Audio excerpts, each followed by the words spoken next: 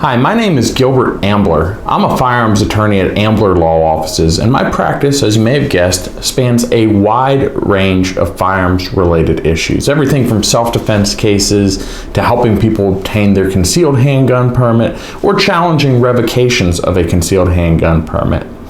One of the things that I frequently do is I assist FFLs, and when I say FFLs, I mean Federal Firearms Licensees.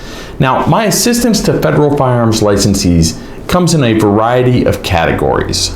One of the things that I do for FFLs is I assist those who are interested in acquiring an FFL or maybe already have an FFL in setting up compliance channels, making sure that what they're doing and their business practices are going to be compliant with what the ATF requires.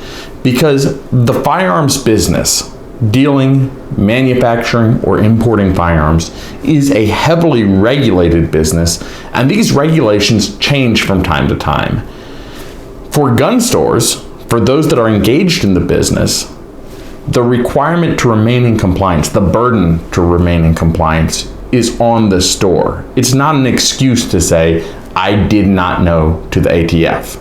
Your job, if you're manufacturing, importing, or dealing in firearms, is to know and to follow these regulations. And especially as operations grow, as operations become bigger and bigger, as you hire and add more employees, it can be far more complicated to stay in compliance with the ever-shifting and changing requirements that the ATF imposes. And one of the reasons this is the case is because for FFLs, there's a legal concept known as vicarious liability.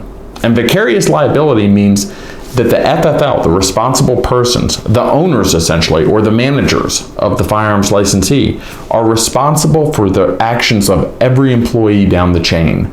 That means if you hire a brand new store associate, and that store associate is one of 60 employees at your federal firearms manufacturing operation, federal firearms licensee that is manufacturing firearms, that 60th employee, if they mess up something that is required by the ATF, their mistake or their inaction or their error is imputed, meaning the owner or responsible person is the one who has to answer for it to the ATF. So it's very, very important that firearms licensees have compliance strategies in place to make sure that they are watching what their employees are doing and that they stay in compliance. Even for smaller FFLs, it's important that they are watching the ever-shifting, ever-changing nature of what the ATF is looking for to make sure that they don't run afoul of these regulations. Because when they run afoul of the regulations, not only are there business implications, you might lose your firearms license, but there, of course, could be criminal implications as well. You could be criminally charged for these failures.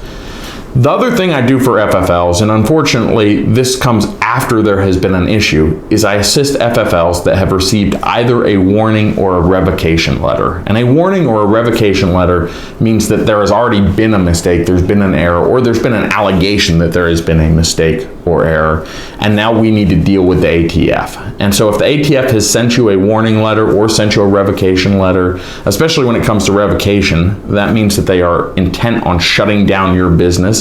And that doesn't yet reach the question of whether there's going to be criminal charges for what has been alleged, but we know they're coming after your livelihood at that point. If they're shutting down your business, there are some statutory procedures in place that can allow you to protect yourself and protect your business and allow you to challenge what the ATF is saying.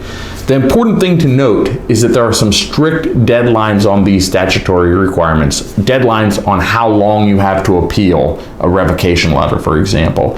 And then you have to prepare, assuming you meet the statutory requirements, you have to prepare for that revocation hearing, which is an administrative hearing. It's going to take place with the Director of Industry Operations for the ATF, as well as more than likely counsel for the ATF. And you have the right to have counsel represent you, and it's smart for you to have counsel represent you at such a hearing, because not only can counsel help you defend your livelihood, but counsel can also make sure you don't say something that is going to lead to criminal violations or more further criminal violations down the road.